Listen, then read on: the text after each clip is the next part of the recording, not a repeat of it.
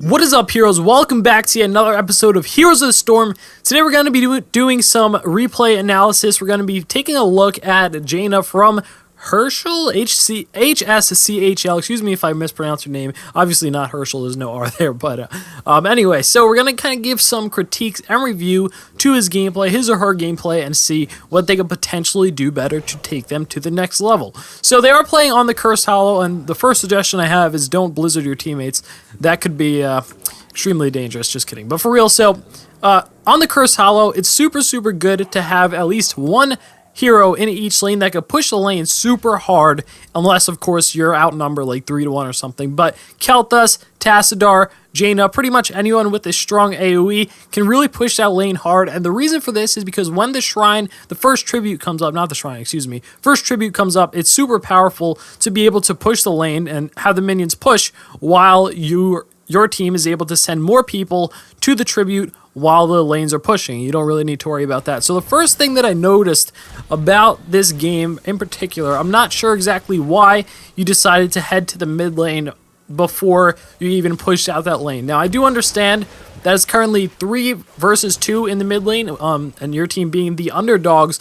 I can understand how you would think it'd be useful to help them, and it is in certain situations, but you're missing out on half a wave of minion experience. Now, even if you got a single kill down at the bottom and you survived, really, you would be getting less experience than a full minion wave. So pushing out, if you're going to do that, feel free if you're going to push out the minion wave first and then try to possibly get a gank there in the mid lane, and then you can, you already got the minion XP from the top and then potentially another kill at the bottom. Now, early on, the XP and the spawn timers are so low, and the XP as well. Spawn timers are so low that even if you got the kill, they would be coming up so fast, you wouldn't really be getting much done. There's still other enemies in that lane that would be able to soak it, so they'd still be getting experience there, and all you'd really accomplish is, get a kill and delay.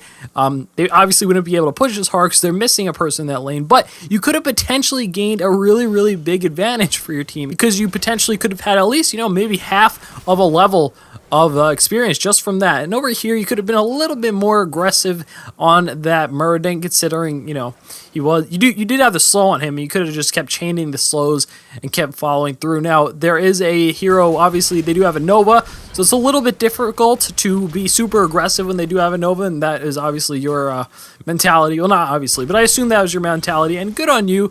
Over here, just back up, because you're low on HP and mana. It makes sense, especially when they do have a mana, or when they do have a Nova, or just any assassin that can really pick you off when you have low health. If that's the situation, if you're going to go back, I recommend you at least suggest to your team. So in the middle lane, there's 2 heroes, right? And only against 1. So I would have suggested you to tell maybe Malfurion, hey, go top, I'm about to go back to heal, and they would continue soaking while you go back and heal. So your team wouldn't lose the experience out on the top lane. Now, I'm sure a lot of people who are, maybe a little bit newer to the game are thinking about how picky I'm being about the experience, but early on, every little bit counts and really could help your team snowball into the late game. Now, Heroes of the Storm isn't so snowbally, but it could absolutely help, and every bit counts. So here, you're taking a lot of damage. Your positioning is a little bit weird. I personally would have positioned right here, around here,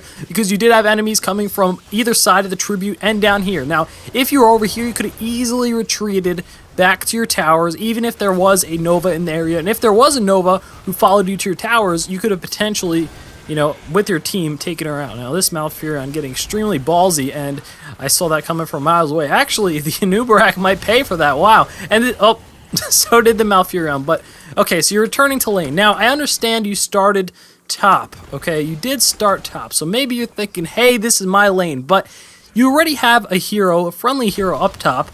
And, well, you did before. He is obviously going back now. But before, there was no one mid. There's still no one mid. So instead of, just claiming a lane, saying, hey, this is my lane, I'm going to go here the whole game. If you see an empty lane, fill it up, fill in, even if it's not, quote-unquote, your lane. Kel'Thas is pinging it, hey, this is mine right now. But in a game like Heroes of the Storm, where experience is shared, it's super important to get every bit of experience that you possibly can. Now, Brightwing, your team actually saw him through this vision over here. So it's kind of obvious what he's going to do. He's going to bribe that siege camp. And you did a good job of capitalizing on that, trying to prevent him from, doing any more damage and trying to take him out, essentially punish them for that. But at the same time,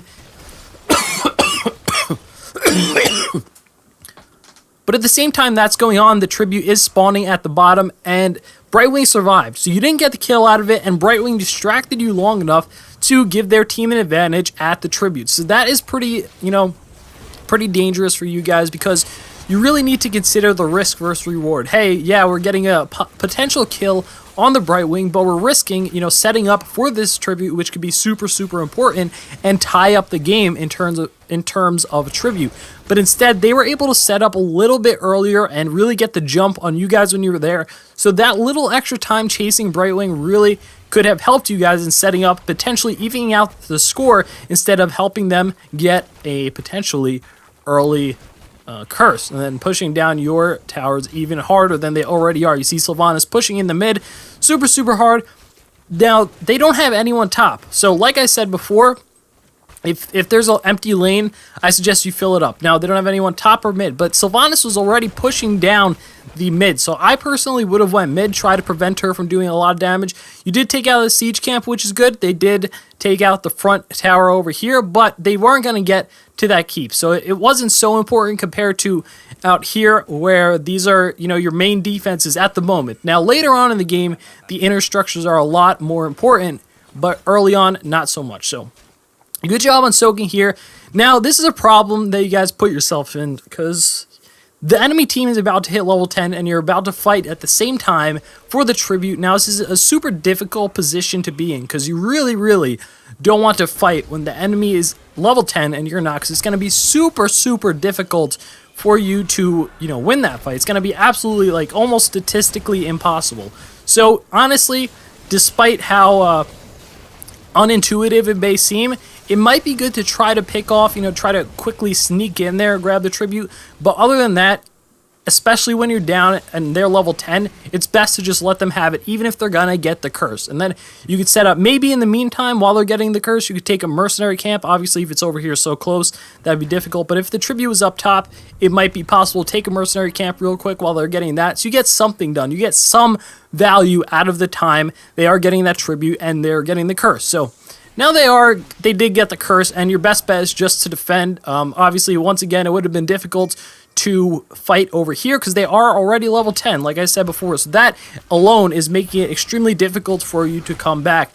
Now, at a time like this where you need to defend, you don't really need to send two people up top. Well, that's not really on you. This is just general purpose. If you are one of these people, you didn't need two people up top to defend this. It would have been fine, considering they didn't actually have any heroes pushing it. And these two guys are pushing down this tower while your team is cursed, which that's not really how it's done. You're supposed to push when you have the curse, and then when you are cursed, you want to be a little bit more defensive. So you actually, as Jaina, are doing a good job defending the middle, which is where the majority of them are, and that's what you want to defend, especially as Jaina. You want to be able to hit many people with your AoE and such. So, but it's super, super important now, maybe even to send someone bottom so you collect all this experience, and this potentially could have been you, going to the bottom. Once again, you don't need 3 people to defend these last 3 minions. There's a huge wave of experience you're missing out on here, and this is costing you from hitting level 10, which potentially could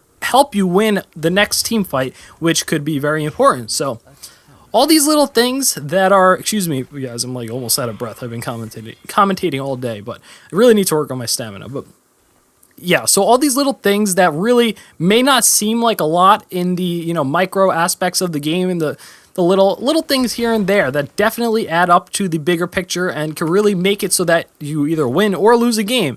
And they are pushing down that top tower, and this is where things start to fall apart. You are behind a little bit. They start getting some structural damage. They start taking out some structures, and your team gets demoralized. I understand. It's sometimes difficult to come back from these situations, but you really need to think about when the opportunities arise for you to possibly do so. For example, right there on a Nubarak, that would have been an absolute perfect time to engage. It's 4v1. Now, keep in mind, obviously, you didn't know where the enemies are, and if that's the case, if you haven't seen them in a while, there's a good chance they're doing boss.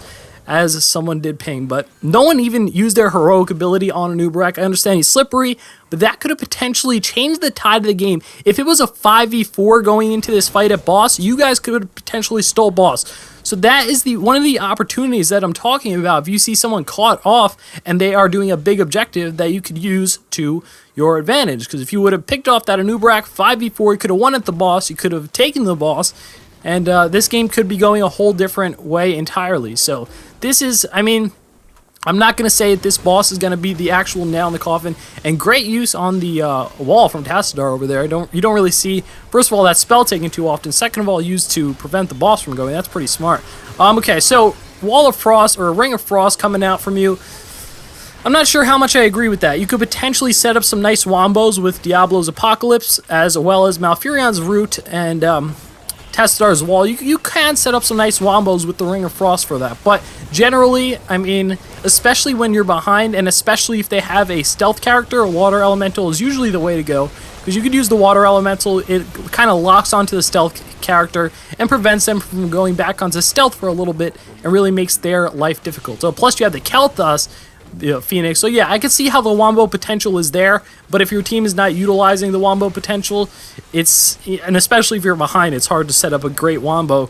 But in that case, it may be difficult to land that, and you may want to take the other heroic ability. Excuse me for my poor camera movement. Still learning, getting better at that. But yeah, so they're just pushing down these keeps, and looks like they might be about to retreat to take the tribute, or maybe not. I don't know. Okay, they re-engaged, and now's the perfect time for your team to fully commit, use all your heroics, use everything, all of your resources possible to trap them in here. Now, you did see, I wish I could rewind it. My rewind function is currently not working, currently glitchy. But the Brightwing was over here. You had some teammates like over here. You could have cut Brightwing off over here perfectly. And plus you have this tower. You had a couple of heroes over here. You could have perfectly cut that Brightwing off. You could have maybe used his teleport to get away, but that would have been super rare play. Plus you had the Diablo knockout to cancel that, and just any hard crowd control, obviously, but Diablo would have been one. So I'm going to guess that they're over here right now, potentially. Let's see, actually. Okay, so they're not doing boss right now, but now they're going for a Mercant. You guys really just have to defend. You are down quite a few levels and even a talent tier. So I understand your kind of eagerness to prevent them from getting his boss if they have it. First of all, if they were all 5 of them right here, this would have been deadly for you, but there's not. So you guys have a good chance right now to fight 5v3, even though you're under-leveled. This is yet another opportunity where you could potentially, get an advantage, and you could pick off a hero, but then after that, it looks like... Yeah, you're losing the fight, so obviously you want to retreat, but even if you were to pick off one of the enemy heroes, and they weren't all there would be a good chance they would be coming and on their way, which is exactly what happened.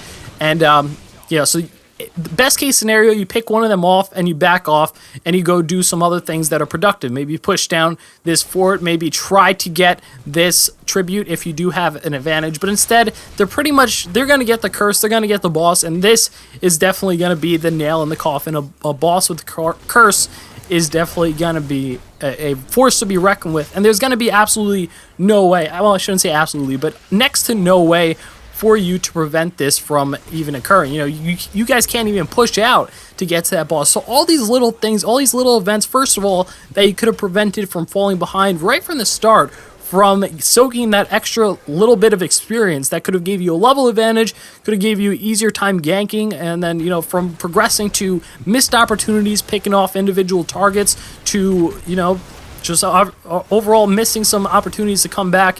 And once again, I mean, Ring of Frost was good. It was a good pick. It wasn't bad by any means. Both of Jaina's heroics are really good, but I think particularly in this scenario, that Water Elemental would have been a little bit more effective, but who knows, So, anyway, looks like, once again, you guys have another opportunity to engage there when they're rooted. Maybe throw out some of your AoEs, your long-range AoEs, because, well, not you in particular, because you're already dead, but the Phoenix, if the Phoenix would have came up, I'm not sure if it was up already at that time when they were rooted.